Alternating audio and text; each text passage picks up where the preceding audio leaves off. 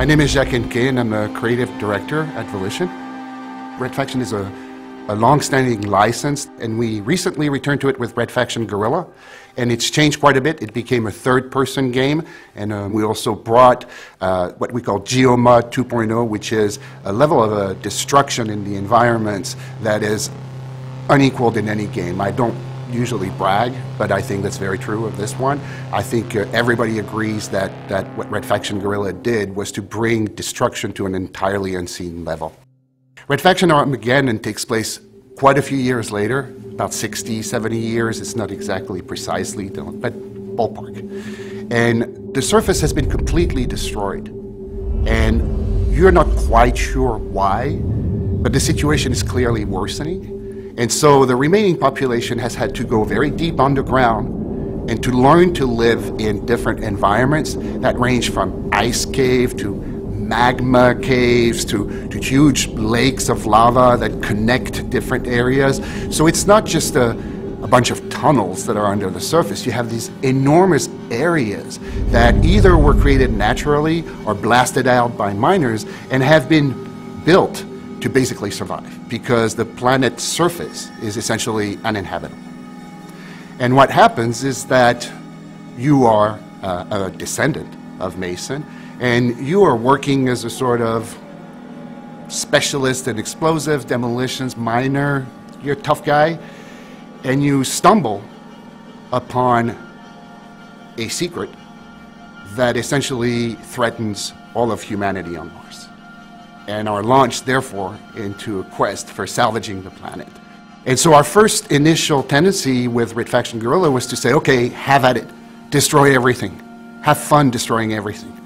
Now we're refining this a little bit, and we are integrating the destruction into the gameplay more. So the game is no longer just about destruction, it's about how you use destruction to accomplish goals and serve purposes and advance the story. So we're going to the next level and integrating the destruction into the storyline and the evolution of the characters. We also added a new component, which is the flip side of destruction, which is that you have a nanoforge. It's a piece of equipment that has abilities, and one of them is you can actually reconstruct things. So things that are destroyed can actually be recombined into elements. And of course, that too ties into the gameplay. So the aliens have a sort of almost military structure, not in the sense of, officers, but you're going to encounter a large number of different types of aliens. Some are bipeds, some are quadrupeds, some are basically the size of a humanoid, although they're not human at all, while the biggest one are absolutely enormous. I mean, hundreds and hundreds of feet large. So they're going to vary their tactics and the way they approach you based on their abilities, and of course they're going to combine their attacks. So you're going to be confronted with different types of enemies all the time that come at you very different ways. We also have an amazing new weapon which is called the magnet gun, and the way the magnet gun works, and I think people are going to love the magnet gun, is you basically shoot a magnet at anything, and then you shoot a second dart at your target. And then when you press the trigger, the target is being pulled, as if it was a magnet, onto the other one. So you can actually shoot a dart at a car and send it slamming into a person, because it's a type of magnet that works with just about anything.